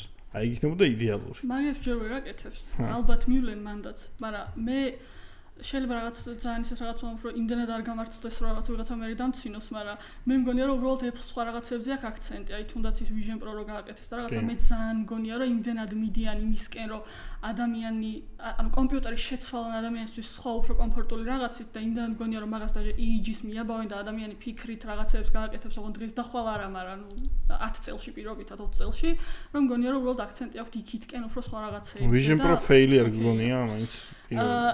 სხვა შორის არ არის, იმიტომ რომ ისეთი არ არის, რაც ან რა ჰაიპით შექმნეს ის არ არის, ორი აზრი არა, მაგრამ შეუძლებელი იქნებოდა რომ რა ჰაიპით შექმნეს ის მართლა რეალურად ტექნოლოგიურად მართლა რაც იგიჟია. კი, ორი აზრი არა. მაგრამ როგორც გამოყენებადობას კი, მაგრამ მან ეგ ტექნოლოგიურად ეგ რო შექმნეს, ეგეც იმდენად დიდი წინსვლა ჩემი გადმოსახედავად, ჩემი აზრით, რომ არაუშავს რომ ამ წამს არ არის ეგეთი გამოყენება და 2 წელიწადში. ტექნოლოგიურად სრული სიგიჟეა, უბრალოდ ამას რომ ავტოს აქვს სახში და ანუ რომ გავიკეთე პირველად, ანუ მართლა ცუდად ვიყავ, ანუ მართლა ვერ მივხვდი სად ვიყავი, იმდენად სიგიჟე იყო თან ეს თვალით მონიშნა და რაღაც საოცრებელი მაგაზე ჩემს გამოცდილებას. ყოველდღიურად ვიყენებ Vision Pro-ს მართლა. და ვიყენებ კოდინგისთვის რა, ანუ ძალიან კომფორტულია. ერთადერთი რაც არის 10 კილო გიგედია თავზე. ძიმეა ძალიან რა, მაგრამ მე მატკინა შუბლია ძალიან მატკინა. მაიყიდა და მითხრა ეგეთი რაღაცა რომ Belkin-ს აქვს რაღაცა უკეთესი ის რა კუდი თუ რაც ქვია მაგ strap-ი რა მოკლედ რო თქვა რა და ისო არ მტკენსო თავს და ეგეც უნდა ვცადო რა და კოდინგისთვის როგორ იყენებ ანუ ეკრანს არა ნახე როგორ არის სათვალეს რომ იკეთებ Mac-ს რომ შეხედა ავტომატურად კონექტები Mac-ზე და დაკავშირებული მაქვს კლავიატურა ჩვეულებრივი Apple-ის კლავიატურა და იმაზე წერე რა პირდაპირ და როგორც გინდა ადიდებ ანუ ზომაზე ხო იქ მეორე ფანჯარას გახსნი, იქ მუსიკას უსმენ რაღაცა და პარალელად ისმენ. просто ეგ რომ ძიმე არ იყოს მასთან მაგარი. Touchpad-ი რომ აქვს, იმით ეგ ძალიან მაგარი რაღაცაა, ანუ აქ რო იმაშვები, იქაც მაუსი მუშაობს. ხო, იასნა. ეგ სიმძიმე უბრალოდ კომფორტის ამბავია, რასაც Apple-ს არ შეეშლება. ხო, ცოტა ხანში გაუმჯობეთ. არა ხო, არა ერთ-ერთი ყველაზე მეტად რაზე მეშლება ნერვები, იცი, ანუ უნდა ვიწუწუნო ხა მაგ თემაზე ვსაუბრობ ბარემ და ბარეგამ ვიწუწუნებ. ანუ კომპანია, რომელიც აკეთებ Apple Intelligence, Vision Pros, iPhones, ანუ არ ვიცი ხო კომპანია ხა რომელიც აკეთებ M1 შექმენი ხო, ანუ მოიფიქრე რომ საერთო რამე ანუ საერთო რამე გქონოდათ იმას GPU-ს და CPU-ს და აუ გადატრიალებს ახდე და Xcode გაქვს ედიტორად და ვერაფერს ვერ უხერხებ. მაგაზე ვერ იგეთქვა. ანუ როგორ ეგ просто რეალობაში ვერ ხვდები როგორ შეიძლება რომ Xcode გქონ, ანუ ასეთ რაღაცებს აკეთებ და შენ დეველოპერებს, შენ ინჟინერებს Xcode-ის მეც არც არ აძლევდე. ანუ წარმოიდგენიათ ედიტორი ხალხო რომელსაც ტერმინალი არ არსებობს დღეს, აი ყველაზე ბანძი ედიტორი რო გახსნა, შეიძლება შენ ტერმინალი გქონდეს. რა ახსნა აქვს მაგას? ფეხებზე კიდიათ. ამეტი ვერაფერ ახსნას ვერ მოვიფიქრე. ტერმინალი არ გაქვს Xcode-ში. ტერმინალი არ გაქვს, რომ ტერმინალში რაღაც გააკეთო და აღარ ვსაუბრობ LLM-ზე. დღეს ყველას აქვს LLM-ი, შეგიძლია HR-ში მონიშნო კოდი, კურსორია ყველა გამხდარი, ხო? ანუ ყველას აქვს საერთოდ. Z-საც კი აქვს ახალი რაღაც. მოგინიშნო, აქეთ მიწერ რაღაცას და გიგენერირებს, ისჩევ მოდელებს, გინდა კლოდი გამოიყენე, ჩვენ არაფერი. ველოდებით. მეც მაკი რო ვიყიდე, სხვა შორს ყველაზე დიდი იმედგაცრუება ეგ იყო მაქსზე, რომ რა Xcode რა არის მეთქი ეს. ხო, არა, საშინია ნუ Xcode-ში ნებისმიერ იმაზე დაწერ? თუ მხოლოდ ნუ იდეისთვის არის ხო არის Swift-ი და Objective-C, მაგრამ ნუ ხო შეიძლება C++-ი შეიძლება გახსნა, მაგრამ რა თქმა უნდა რატო გახსნი ახლა მაგალითად JavaScript-ს სადაც სიგიჟეა ხო? მაგრამ Xcode-ს იმიტომ ხსნი რომ ყველაზე კარგი auto completion-ი და language support-ი აქ მან თელი პრობლემა მოდის იქ რომ Swift-ი არის open source-ი და Swift-ის auto completion-ი language server-ი არსებობს და შეიძლება ნებისმიერ ედიტორში წერო Swift-ი, მაგრამ თუ Xcode-ის პროექტი გაქვს iOS-ი, macOS-ი, watchOS-ი, tvOS-ი, ეს გვარი Apple-ის და ეგ არის ჩაკეტილი. აქედან გამომდინარე auto completion-ი ესე რაღაც open source tools watchOS-ზე და იმას Mac-ის SAP-ზე ვერ ექნება აქ, მაგრამ თუ Xcode-ს და ვერ მიდიხარ ავერსად რა დებაგერი იმათია, ვერაცდები. იქ შეიძლება კოდი აედიტო იმ Visual Studio Code-ში ან კურსორში არის თულები, მაგრამ იმას ვერ ცდები მაინც რა, როცა ის გჭირდება, ამიტომაც მიბმული ხარ ამ იდიოტიზმ Xcode-ზე. ოკეი. აი, გადავიდე. სანამ AI-ზე და ისაზე ცოტას გადავუხობთ, ეგან Helio-ზე, როდესაც საუბრობდით, ერთი ეგეთი კითხვა გამიჩნდა რა, უბრალოდ ეხა გამახსენდა. აი, ტესტირების ნაწილი როგორ გაქვთ? ანუ ოკეი, full stack-ი ტიპი ყველაფერს აკეთებს, გასაგებია, იმიტომ რომ ვთქვათ კომპანია პატარა ჯერ და მერე გაიზრდება და რამე კი, მაგრამ ტესტირების ფაზები, ვინ არის ბედნიერი, ვინ არის, აი ამის განსაზღვრა როგორ ხდება პატარა სტარტაპში. თვითონ პროდუქტის ტესტირება ხდება ესეთნაირად, რომ ყავს ერთი ადამიანი, რომელიც არის PM-იც, ტესტერიც, UI UX-იც. ის უნდა მოვიყვანოთ მე მგონი რა უეჭველი რა. აი, რა სტარტაპში ძირითადად ეგრეა რა.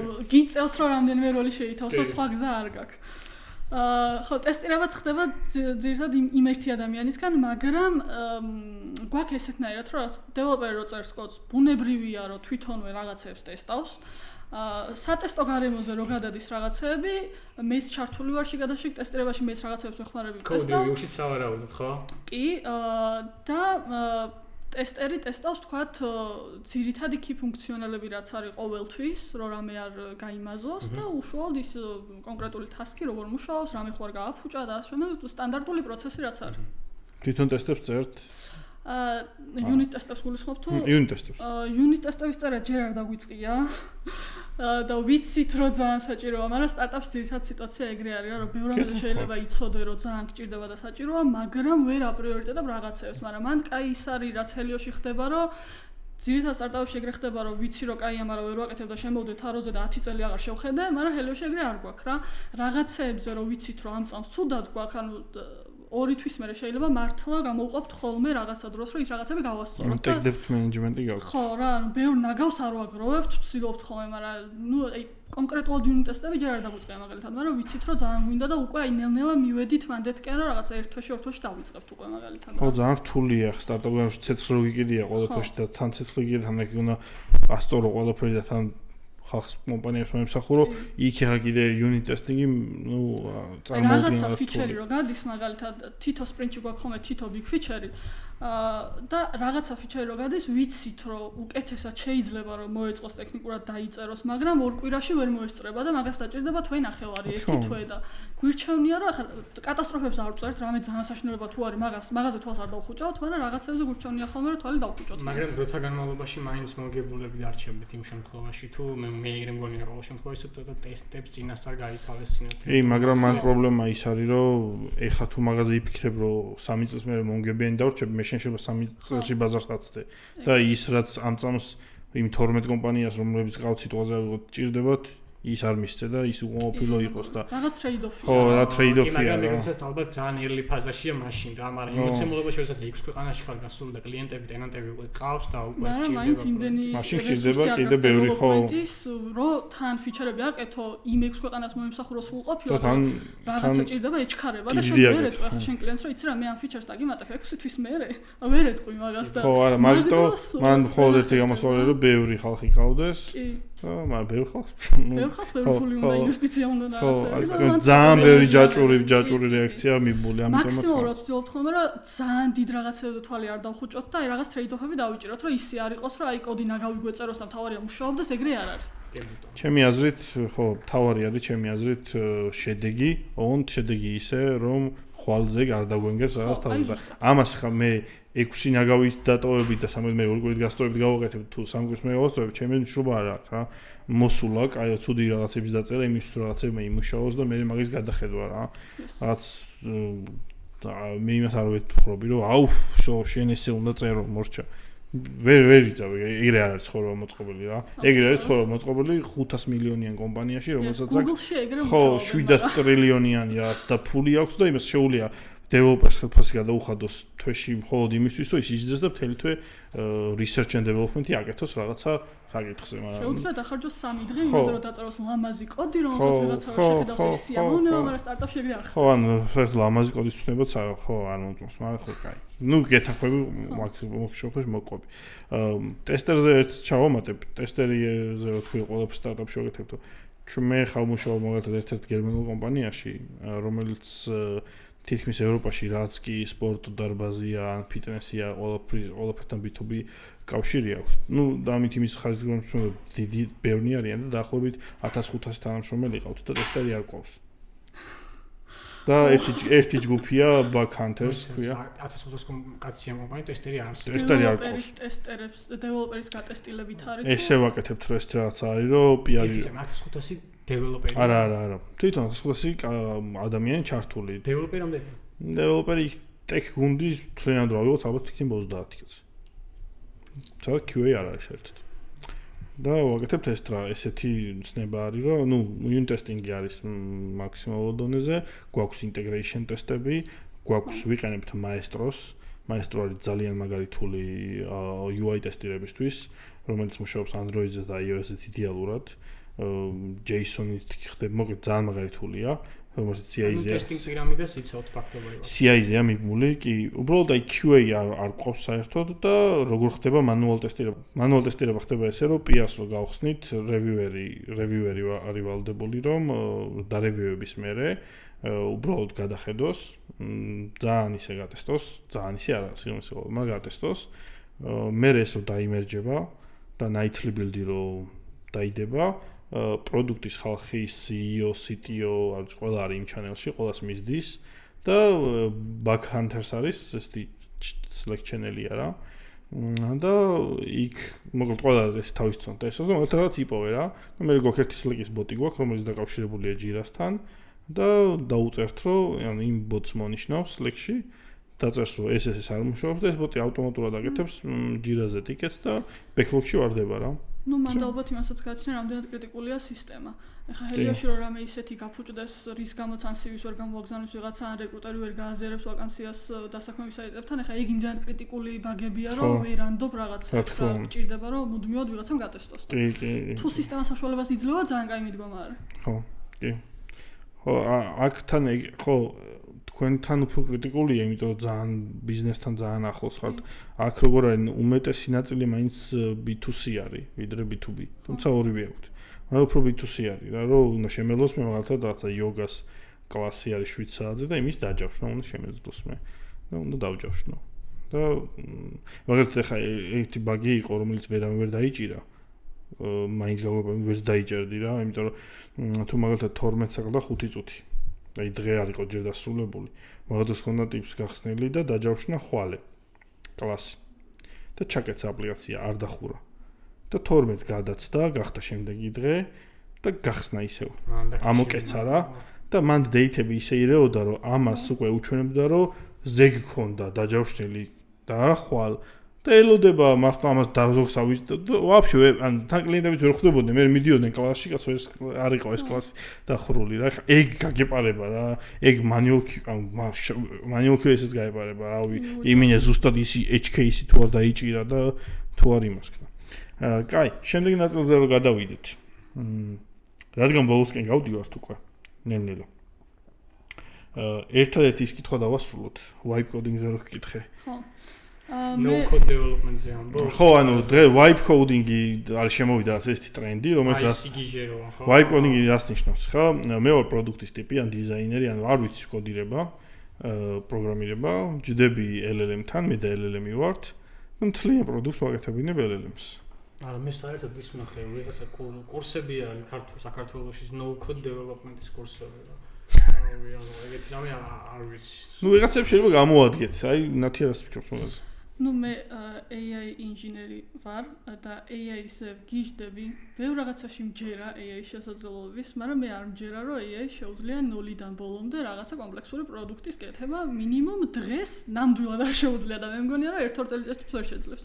ანუ მან ბევრი ისეთ ნიუანსი არის, რა არა მარტო ის, რომ ვთქვათ 0-დან ბოლომდე პროდუქტი გააკეთოს AI-მ, არც მაგისი არ მჯერა ჯერჯერობით და AI-ის გამოყენება კოდინგის პროცესშიც მგონია რომ ბევრი რაღაცა ცოტა არასწორად ესმის. AI მოვა კოდს დამიწერს და მე დივანზე წამოვწვევი და რაღაცა ყავას დავლევ, მასე არ ხდება რა. ანუ აი სულ მაგ ხოლმე მაგაზე ლაპარაკი, რომ აი ყველაზე მეტად მე რაც არ მომწონს ამ AI კოდინგ თულების არის, რომ ძირითადად არ აქვს კონტექსტის გაგება. ანუ მე რო კოდს ვწერ, ჩემი კოდი არ არის ერთი ფაილი, სადაც ამ წელს ცვლილება შემაქვს. ჭირდება რომ იმიტომ მიხდიან მე ფულს, იმიტომ არ მე კაი დეველოპერი, რომ შემიძლია იმის კონტექსტის გაგება და იმ კოდში რა ხდება, მაგის დანახვა შემიძლია. პრინციპში, რავი, მე ეგრე ვთვლი, რომ თავარი განსხვავება ჯუნიორს და სენიორს შორის ეგ არის რა, ალბათ, რომ შეგიძლია დიდ კონტექსტში რაღაცების დანახვა და ასევე ცოტა მომავალზე ფიქრი, რომ ეხლა რომ ამას ვწერ, შემთხვევით ხვალ რაღაცაში ხوار გამომადგება ესე რომ დავწერო, სხვანაირად რომ დავწერო და აი მაგ კოდინგ თულებს მაგის გაგება არ აქვს, მაგის აღქმა არ აქვს. რაც არ უნდა ჩემს IDE-ში ჩავაშენო, მაინც უყურებს აი ლოკალურ რაღაცებს რა და ჯერჯერობით ყოველ შემთხვევაში მანდამდე მისული არ არის. და მე მგონია რომ ცოტა ხანი კიდე გაუჭირდება რომ მან მივიდეს. მაგრამ რომც მივიდეს, მან და დაუშვათ რაღაცა რომც გააკეთოს, ერთია რომ მე კოდი დამიწეროს რაღაცა LLM-მა, რომელსაც ლოკალზე გავუშვებ და მეორეა რომ დამიწეროს კოდი რომელიც იქნება უსაფრთხო security-ის ნაწილებში არ იქნება რაღაცა გეფები, ამის deployment-ს შეძლებს თვითონ, ამის scale-ს გააკეთებს თვითონ და ასე შემდეგ. იმდენად ბევრი რაღაცა ჭირდება, იმდენად კომპლექსური საკითხია, რომ მე არ წარმოვიდგენია, რომ დღეს და ხვალ AI-მ მარტომ გააკეთოს ადამიანის ჩარევის გარეშე. გააკეთებს იმას, რომ რაღაცა ჯუნიორი რო ეხა მიწერს, მე რო ვეტყვი, რომ რაღაცა არ ვიცი string-ი გადამიყვანე int-ში და რაღაც ფუნქციას რო დამიწერს, მაგას გააკეთებს კი მაგ დონეზე. მაგრამ ის რომ 0-დან ბოლომდე თვითონ აკეთოს, მე პირადად მაგისი არ მჯერა. და მე მჯერა, რომ თუ გააკეთებს, იმდენი ტექდებთი იქნება, საკუთარი გრავიტაციის ძალა იქნება იმ ტექდებს. ანუ ხო, უბრალოდ იმის მერე დასკეილება, maintenance-ი, ნახე მე რა მაგალითად ესე უყურებ. მე მირჩევნია სამმა დამწყებმა დეველოპერმა ან რა ვიცი არა ძალიან ძლიერმა დეველოპერმა გამიკეთოს პროდუქტი და ცუდად გააკეთონ, რაღაცები ცუდად გააკეთონ, მაგრამ ის მაქვს რომ ამ სამმა მაინც იცის. სად რა გააკეთა. მე მქონდა მაგალითად ეგეთი кейსი, ბოდიში ჩაგეჭერი, Webflow-ზე მინდოდა ამეწყო ლენდინგი. და ეს ლენდინგი რო ავაწყო Webflow-ზე რაღაცაში პროსტა დამჭირდა ამ ლენდინგის კოდი და Webflow-ს აქვს ეგეთი თული, რომ შეგიძლია იქვე კოდი დააგენერირებინა. კოდი დავაგენერირებე გადმოვწერე და ალბათ ერთი დღე დავხარჯე იმაში, რომ გამეგო იქ რა ეწერა და მაინც ვერაფერი ვერ გავიგე. ეგ არის ზუსტად ხოლმე. ამის შეცვლა რომ მე იქ დაგჭირდეს, უნდა დახარჯო 20 ჯერ მეტი დრო, რომ ის პატარა რაღაცა შეცვალო. ხალხს ეგ არის, ხალხს გონია რომ აი to-do list მართლა ეხლა გავხსნა ChatGPT, ნებისმიერ ენაში, ნებისმიერ პლატფორმაზე to-do list გამიკეთებს. ცოტა რთულსაც ალბათ უფრო, მაგრამ აი ამ კეთების პროცესში რას როგორ დააგენერირებს, შენ თუ მინიმუმ იმის გარჩევა არ შეგიძლია და წაკითხვა და გადარჩევა ეს მართლა კაი დააგენერირა თუ არა, შენ ჩათვალე როცა LLM-თან კოდს წერ, LLM-ის დახმარებით მუდმივ კოდრები უშიხარ, იმიტომ რომ ის რო გინეგენერირებს, შენ მაგას უყურებ.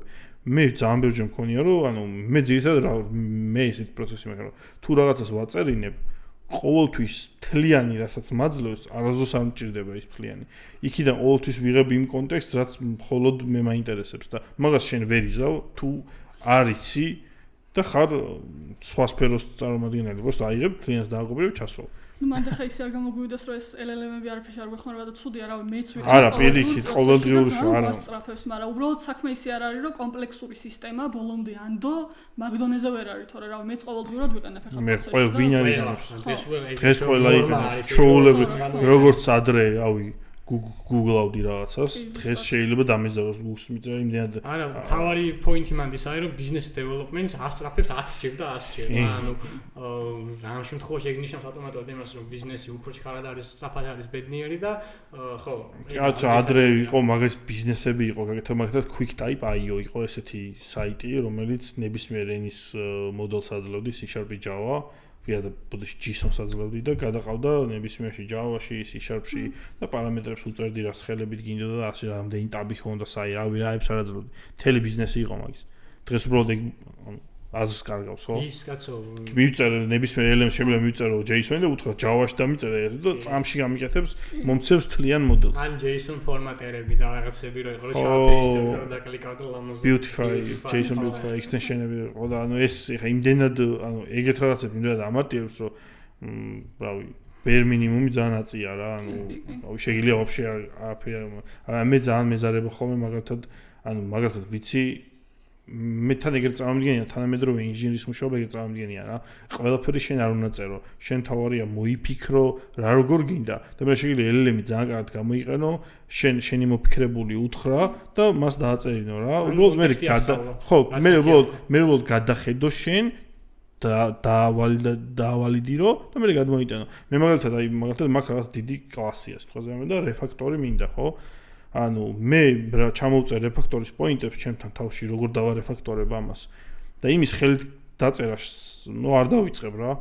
მირჩევნია პირველი სამუშაო ვარიანტი იმას დავაწერინო და მე შიგნით უკვე მაგ გამზადებულ სამუშაო ვარიანტში რაც არ მომეწონება გზაში ვცვალო რა ვიდრე მე ხელი დავწერო.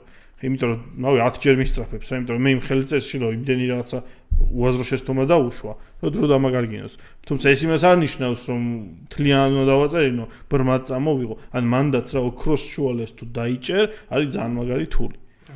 იმ დღეს სტატუსი გავაშიარე Twitter-ზე რა, ძალიან კაი რაღაც ეწერა ტიპს თუ LinkedIn-ი იყო.